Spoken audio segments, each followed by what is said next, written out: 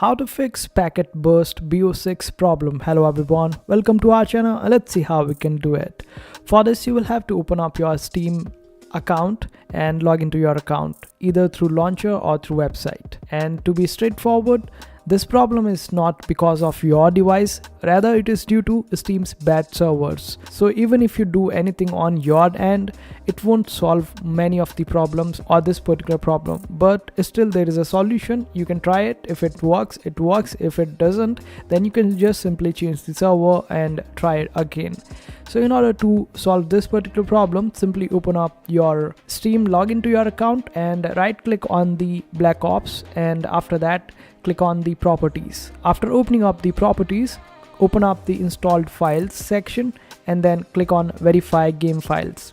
And after verifying your game files, it should be working quite fine. But you can also try one more thing, and that is that check out the antivirus on your device and make sure that your antivirus is not blocking your game. So this way you would be able to solve this particular problem. I hope this video was helpful. Make sure to hit that like button and also subscribe to our channel for more helpful videos.